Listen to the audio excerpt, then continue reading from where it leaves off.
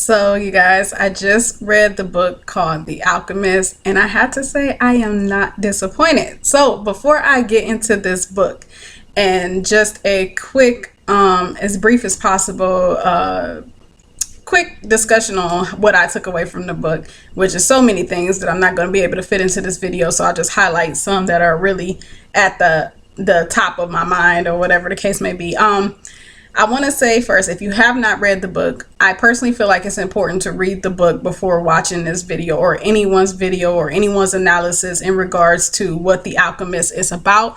Reason being, because I feel like myself personally going into reading this book, while I heard other individuals recommend the book, I never heard anyone give a summary or an analysis on the book. And that really enabled me to read the book with coming from a place of having no expectations. So I didn't know what to expect from the book. I didn't have any preconceived notions about the book because none was placed there. Therefore, reading the book, I was able to read each page with a genuine, honest reaction and see the information and interpret the information for how I wanted to interpret it versus being told things about the book based off of someone else's perception, because we don't all necessarily we all won't necessarily read something and come up with the same analysis or the same perception. We may share certain beliefs or certain things in common when we read something such as a novel, but there are things we may see differently when we're reading it based off of our own lens. It's just based off of however we perceive it to be. And I feel like that's very important. That is a genuine reaction versus having someone influence how you feel about something well before you even come in contact with it. I feel like we have that enough, especially when it comes to the public schools education system, where we are mostly taught what to think rather than how to think. This book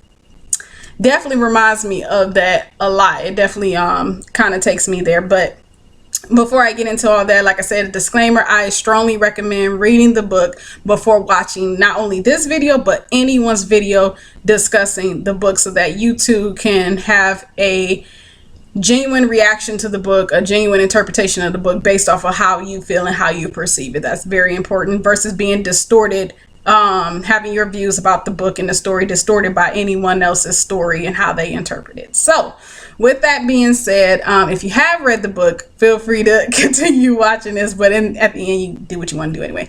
So this book is about this shepherd boy who sets out on this journey of fulfilling his dream, his purpose, his dream. He keeps having this reoccurring dream about this treasure that he finds. So he basically goes on this mission, this journey to find this treasure, basically. So this becomes his purpose. However, it wasn't as easy as it sounds. There was a lot of things, he was skeptical about. He didn't really want to do it. He basically, in my opinion, he struggled with the thought of, well, this is my life as a shepherd. It's a pretty good life. I get to travel. I get to do things that people, where I come from didn't get to do. He made a lot of reference to what his father did versus what he's doing in life, and how his father did not get a chance to travel. And it seemed like his father wanted to do those things, but he was not able to. So for him, he was content where he was because while he was not fulfilling his dream that he knew, he was supposed to be doing, because he kept dreaming about it. So it's like it was haunting him. His purpose was haunting him. Maybe not necessarily haunting. That's probably not the best word for it, because it's your purpose. I don't think your purpose haunts you, rather than, it pokes at you. It just keeps poking at you, trying to get your attention. Like, hey, fulfill me damn ready. But anyway, the father didn't get to do that. So for him, what the things that he's doing is a lot more than what the other individuals where he come from was doing. So he was content with that. He wanted to be content with that. Another thing that resonated with me is in the town that he was in, where he was a shepherd and he had a sheep. This is not his hometown. This is somewhere he went to, upon his traveling, and he met this girl, daughter of a merchant or something like that. And he found himself attracted to her, and in my opinion, he started to seem like he was contemplating the the easy way about going to life, things that was in close proximity. Like, that's all he could see at the moment was, okay, I'm a shepherd, I get to travel, I make some money, now I see this very attractive girl. It's basically like, why don't I just settle down and this could be my life. It's not a bad life, and no, it's not what he was contemplating is not that it was going to be a bad life, or that it was that what he wanted to do. Like, you just, it reminds me of life. Okay, I'll take myself personally. In my 20s, for some odd reason, I placed aside my purpose, my dreams. I knew what I wanted to do. I've always known what I wanted to do since I was like in the 7th grade, probably prior to then, but it especially was in me when I was in the 7th grade. By the time I got into my 20s, I shifted my purpose to jobs and men. So that became my purpose. This whole, oh, well, got a child now, so now it's time to get married. So then that became my purpose of dating and looking for the one. Meanwhile, my true purpose, what I was born here to do, was sat on the back burner for those things. Now, it's not that it was wrong for me to want to have a family. The problem comes in where it becomes settling is when I took my true purpose that was burning within me, the reason why I'm even here, and I sat it on the back burner for those things. So while there's nothing wrong with wanting to have a family and settle down, the issue becomes when you're pushing aside your purpose for it, when you're not planning on fulfilling your purpose incongruent with that, that family, building that family. And sometimes you kind of got to hold off, as this book basically described. You got to hold off on all those things in order to go about your journey, because sometimes you can't take those things, or you're not able to take those things with you, and it will actually prohibit you from operating in your purpose. So that was a pretty unique way of writing this book. If I haven't mentioned it already, the author of this book is I believe they say he's a Portuguese man from Brazil or something like that, by the name of Paulo Coelho. He wrote the book, according to Wikipedia. He wrote the book within 2 weeks. Okay, and that's it. Like, it only took him 2 weeks to write the book. Now, that's according to Wikipedia. The book, I believe, came out in 1988, and since then it has been translated, according to Evan Carmichael's YouTube website. It has been translated into over 80 languages, and it has sold over 200 million copies. Okay. Now, this book, mind you, the author, rather, Paulo Coelho, he did go on to write other books. I believe they call him a novelist as well as a lyricist. So he's done other things, maybe poetry. I'm not sure. I gotta look more into it. I would be interested in reading more of his books, but this one specifically I came across because I kept hearing individuals recommend this book, like really recommend this book. And Dr. Rick Wallace was one of them most recently who I heard, and I was like, you know what? That's it. That's it. I'm not even going to wait, because I keep hearing it. And if I keep hearing it, then there's something, something going on there. It's a little tied into my spirit. It's a little tied into my journey. I got to read it. So that's exactly what I did. And I'm not, I'm not sorry for it. It was excellent read. Now, this book is fiction. However, I personally feel like the lessons in this book is real life. There is no doubt about it. In my opinion, the lessons in this book is real life. But again, it's important for one to read the book first and have your own interpretation about it versus taking someone else's interpretation. So this is clearly just mine. You may have read it differently than I have, and that's okay. I don't feel like there's any right or wrong. It's perfectly fine. Another thing I want to say, I would recommend this book for children. Some things in this book seems perplexed or complex, but at the same time, I feel like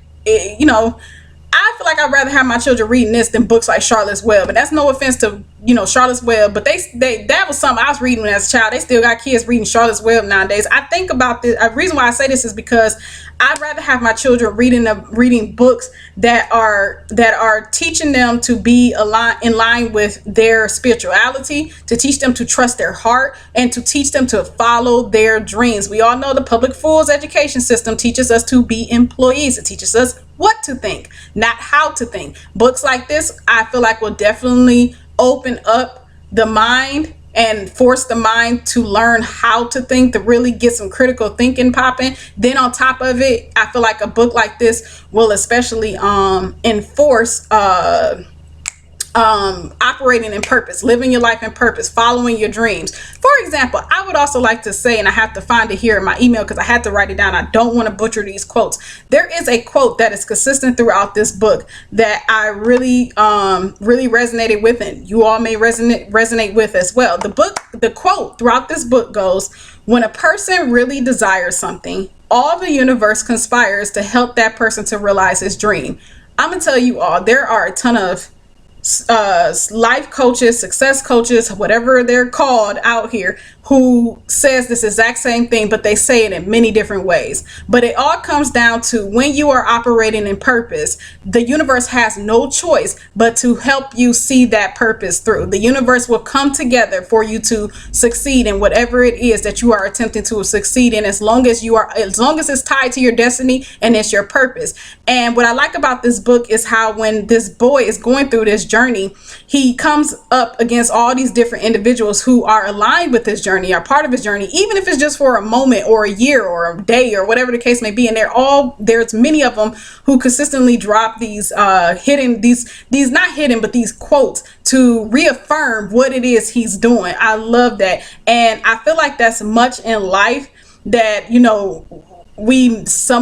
feel like all of us, but we might not necessarily pay attention. We have these things that happen in our lives, or books we read, videos we come across, people we come across, things like that, that is constantly trying to push us back on track to our journey or our destiny. If we're someone who has fallen off from it, or haven't realized it, or have completely shut it out for whatever reason, there are things that are constantly trying to jerk us back in that direction, or convince us to go back in that direction. In the book, they call them omens. So there's things that we constantly see to remind us, hey, this is your purpose here in this life, and you need to get back on purpose. Now, whether or not we heed to these omens is totally up to us. So it's not surprising when I see quotes like, the wealthiest place in the world is the graveyard, because of the fact that, and I've heard Dr. Rick Wallace say this, I've heard Les Brown say this, and the reason, and I'm sure there's probably many others that say this, is because of the reason being is because of the fact that many people unfortunately die with their purpose. Now, my sister,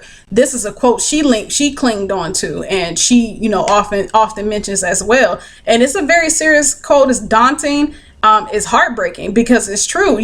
There are so many individuals who went about their lives and did not stay in purpose. They did not operate in purpose. They shut their purpose out. They didn't believe in their dream. They didn't believe in themselves, or they were too afraid to fulfill it. I know, hell, I'm grateful to still be here, because for over 10 years, I was that person, shutting my dream out and chasing, like I said, chasing what's in close proximity, chasing what I deemed to be easier to achieve, which really didn't turn out to be all that easy to necessarily achieve, a family, or the idea of family that I would have preferred. But at the same time, my mind personally, I'm thinking, perhaps it isn't so, it didn't come to be because the universe did not want it to come to be, because the universe knew that had it came to be, I would have settled with that. I would have became content and complacent with that.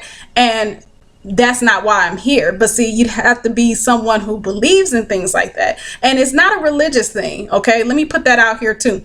That's what I love about this book. I feel like this book can resonate with anyone, despite what you believe in, despite what religion you identify as. It can resonate with anyone, because it's more of a spiritual thing. If you believe this, which I do, every person born into this life has a purpose. Now, whether or not we fulfill it becomes the, situation where the wealthiest place in the world is the graveyard, because there has died many people dreams and many people ideas, things that were supposed to come to be in this life, but they never came to be because someone allowed certain things in life to stop them. Again, whether it be fear, whether it be insecurity, whether it be outside chatter and not following one's intuition, one's own heart. And that's another thing about The Alchemist.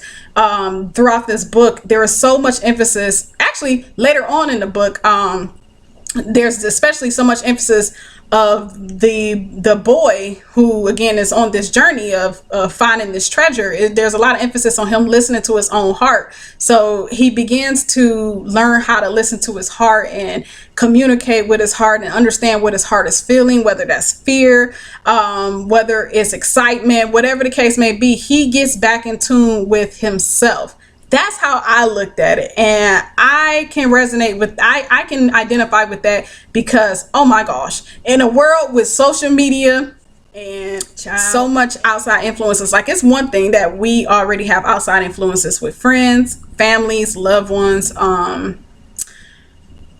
spouses, even big job environments and things like that. But then you take things like social media, even, and everyone has something to say. Everybody has an opinion about you, about the way you look, about the way you dress, the way you don't look, the way you don't dress, your skin tone, your hair, your lips, your eyes, all these things. What do you want to do in this life? You share that information, they're going to pick that apart. Like, it's so many miserable people out here who want to destroy you, like, just, and then you got some people who mean well, but they may not recognize their delivery sucks. So with that being said, it's important to get back in tune with oneself and one's own intuition. And y'all know I'm a big fan of intuition, because if you listen to my Value of the Valley series, based off of Iyanla Van Zant's book, you will hear me emphasize a lot about getting back to the point, especially as Black women, where we're listening to our own intuition. We are clearly born with it. We are clearly spiritual beings. We are clearly gifted with all that we need as far as wisdom, as far as knowledge goes, internal knowledge about ourselves and who we are and what we're capable of doing. That is something we really don't necessarily need to come from the outside world. It is within us. Our spirituality, our spirit is constantly talking to us. Our creator, whatever you want to call it, that is your business, but I'm gonna go with creator for right now. Our creator is constantly speaking to us, but yet we've become accustomed, as well as trained, we have been trained to listen to outside forces. Now, there are so many reasons why we do so. These outside forces can have specific career titles, specific religious titles, familial titles, spousal titles, individuals, entertainers, things like that. We've become accustomed to listening to what other people's opinions are about us and about life, and we take it and we run with it, not realizing all that we need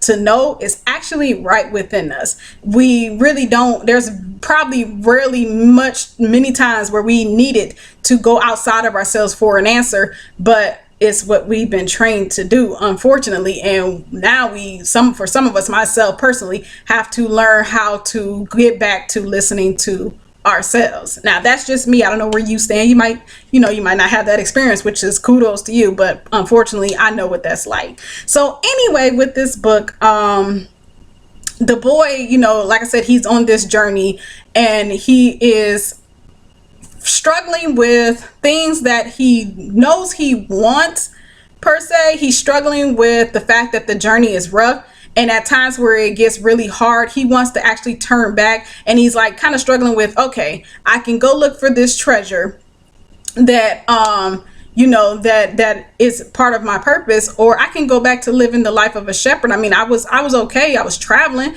I had some money, I had my sheep. So, it's like when things start to get hard, he's struggling with that contemplation of going back to what is easy. I really like how they put that in there, because that's much like life. And again, I can definitely relate to that. When it seems like I'm getting ready to do something, or I'm getting ready to have my big come up, or whatever the case may be, here goes something else, whether it be a car breakdown or whatever the case may be, another bill, a magical bill falls out the sky, and I gotta go pay that with the cash I thought I had to invest in something. Like, it's constantly something to try to knock us off of our journey. And let me say this quote too from the book. This quote goes in line with what I was just talking about. So this was actually from The Alchemist that the boy ends up meeting when he starts to get close to the pyramid, and he's like, I believe he's in Egypt at this point, and near a desert or something. Look, read the book. But anyway, he meets this alchemist who goes through the desert with him, and the alchemist tells him, what you still need to know is this: before a dream is realized, the soul of the world tests everything that was learned along the way. It does this not because it is evil, but so that we can, in addition to realizing our dreams, master the lessons we've learned as we've moved toward that dream. That's the point at which most people give up. It's the point at which, as we say in the language of the desert, One dies of thirst just when the palm trees have appeared on the horizon. And then it made the boy think about this proverb from his country that says, and some of you may have heard this, the darkest hour of the night came just before the dawn. So right when you want to give up, right when things start to get hard, your reward is actually on the other side of that. Your reward is on the other side of struggle, basically. And yeah, so I just thought that was really great. Like I said, this book has so much. I don't really have the time at the moment to fit all the hidden jewels and the wonderful messages, the really powerful messages that, again, even though this book is fiction, it resonates with real life. I don't really have time to put all of that in a video, but these were just some things I wanted to highlight. And I'm very curious to know who else read the book. What did you all think about it? Leave a comment in the description box and please let me know, or the comment section, and let me know. And if you have not read the book and you find the book, it's available online for free as a PDF. It's also, you could purchase the book or get it from a local library. Whenever you decide to read it, if you have not read the book, come back, okay? Come back and watch this video. Hopefully you didn't make it this far, because then you would have heard some things that would, I feel like, distort your view when you actually, or your perception when you actually do read the book. Last but not least, I want to close with this quote. And again, there's so many great ones, and I'm sorry, I'm unable at the moment to fit them all in this video, but this last quote I definitely wanted to put in here. It said in the book, no matter what he does, every person on earth plays a central role in the history of the world, and normally he doesn't know it. So the reason why I wanted to close with this quote is because online and offline, we got some miserable people. Unfortunately, I feel sad for these individuals. That's all I can say. I really do. I feel sad for individuals who have made it a career to destroy other individuals. I don't have that much time in the world.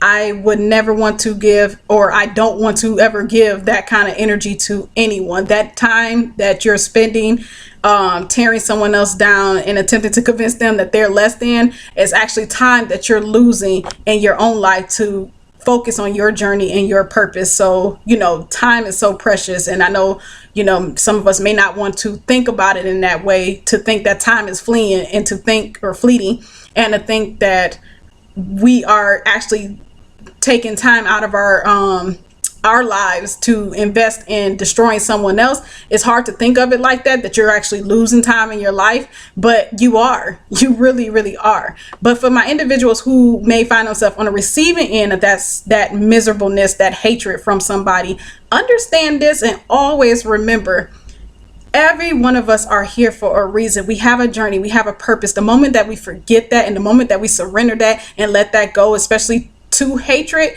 is the moment where we're losing a lot. We have a lot to lose, because we are here for a reason. And I never want any one of us to surrender our purpose to the negativity of someone else. Unfortunately, that person is more than likely, if they don't check themselves and get themselves together mentally and get on some positive stuff ASAP, do some introspection, they're more than likely going to die with that bitterness and that miserableness and that hatred. You don't need to go down with them. Know who you are. Whatever it is that you believe in, I'm just going to say the creator. Know who your creator is. Know that your creator lives in you, and that you would not be here if you were not supposed to. You are no one's mistake, okay? I don't give a damn about your situation. Listen, you looking at a black female, the most disrespected, the most unprotected in the Americas, probably in the world, okay? As well as what is considered to be a single mother of 3 children, who fell off her purpose 10 years ago. But I'm still here, I'm still breathing, and thankfully, I keep myself surrounded by positive people. I keep feeding myself positive information, and I'm learning to love myself again. I'm learning to get back into walking in my purpose. And because I am still here, that is reaffirmation, or affirmation rather, that I am supposed to be here, and I have a journey greater than my haters. They ain't my haters, but greater than any miserable forces, greater than any negativity, greater than all of that. There is a reason why I'm still here. Therefore, if you are seeing this and you are someone too that is on the receiving end of such hatred, then you need to recognize as well, and I hope that you recognize as well, there is a reason for you being here. Like this quote says, no matter what each of us does, all of us on this earth plays a central role in history, whether or not we realize it. So that is it. I hope you all check out this video. As you can see, I am very excited about this book. It was great. I read it. First of all, the English translation came up to less than 100 pages. So I read it in about 4 days. It may take some of y'all shorter, it may take you longer, give or take, depending on what your schedule is like in life. But believe me, it's a fairly quick read, but I wouldn't recommend breezing through it. Then you kind of lose the messages. But anyway, let me know what you all think about the book in the comment section. I'll talk to y'all later. Peace.